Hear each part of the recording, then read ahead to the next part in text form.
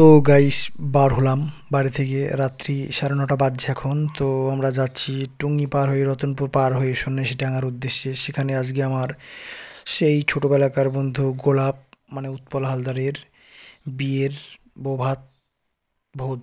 তো সেখানে আমি যাচ্ছি, এক গদাধর রয়েছে সাথে, আর সাথে রয়েছে জয়দেব। তো আমরা রতনপুরের উপর দিয়ে এখন এগিয়ে যাচ্ছি। তো প্রায় 50 কিলোমিটার চলে এসেছি, আর মাত্র 10 কিলোমিটার বাকি আছে সন্ন্যাসীডাঙ্গা পৌঁছাতে। তো আস্তে আস্তে যাচ্ছি, এদিকে একটু ভাঙা রাস্তা রয়েছে, ভাঙাল রয়েছে, তারপর পৌঁছে গেলাম আর কি। এই দেখো পৌঁছে গেছি, এই গোলাপের বিয়ের প্যান্ডেলের লাইটিং। তো জয়দেবের অপেক্ষা করছি, জয়দেব একটু দেরি করে আসছে। তো সাথে রয়েছে এলআইসি এজেন্ট বিপ্লব সাহা, তার মোটরসাইকেলের পেছনে সে আসছে। তো এই এসে পড়েছি আর কি। তো এবার আসলে একসাথে আমরা বিয়ে বাড়িতে ঢুকবো আর কি। তো এই দেখো চলে এসেছে তারা।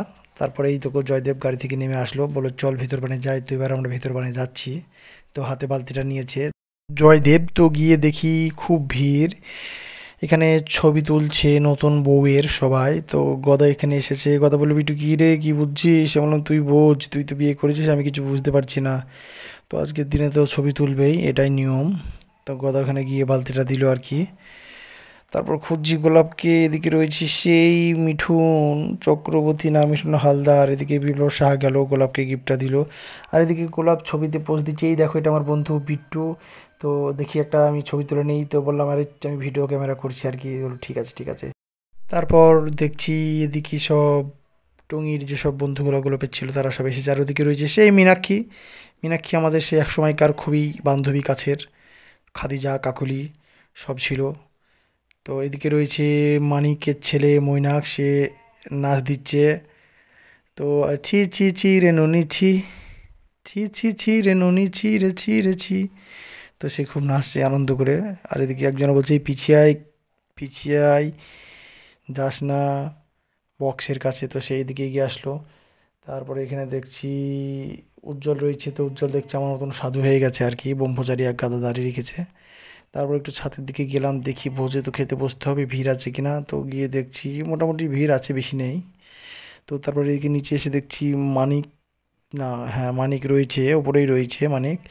তো এখানে দেখছি খাবারের যত জিনিসপত্র খাবার সাজানো রয়েছে, মানিক এখানে জ্ঞান দিচ্ছে ক্যাটারিংদের। আর এই দেখো ভেজ সব ভোজ খাচ্ছে আর কি প্যান্ডেলে বসে। তো গদাধর এখানে বসে পড়েছে, বিপ্লব সাহা সাথে রয়েছে, বাড়ি থেকে কিছু লোক এসেছে হয়তো কুণ্ডু বাড়ির।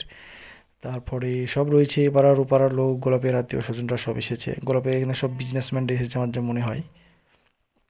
তো জেডি আর আমি এখানে একটা সেলফি নিয়ে নিচ্ছি, ভিডিও সেলফি। তো গোলাপ এসে বলে আরে কেমন হয়েছে বল? আমার সব ঠিক হয়েছে, বউ ঠিক হয়েছে, তুইও ঠিক হয়েছিস, তোর জীবনটা এতদিন একটু আবার সাবাসী পেলো আর কি। তুই খুব দুঃখ করছিলি বিয়ে হচ্ছিল না বিয়ে হচ্ছিল না বিয়ে হচ্ছিল না করে, তো অবশেষে তোর বিয়েটা হয়ে গেল। তো তুই এখন দেখ যা খুশি করবি কর, সংসার কর এবার।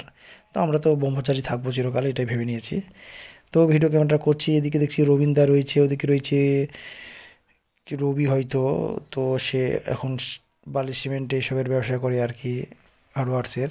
তো রবীন্দ্র তার সাথে খুব গল্প করছে আর কি। তো রবীন্দ্র একটা রাজমিস্ত্রি হয়তো বালি পাথর চাওয়াচ্ছে। তো ওকে গুড বাই, ভালো থাকবেন। গোলাপের বিয়ের ভোজটা খেয়ে নিলাম।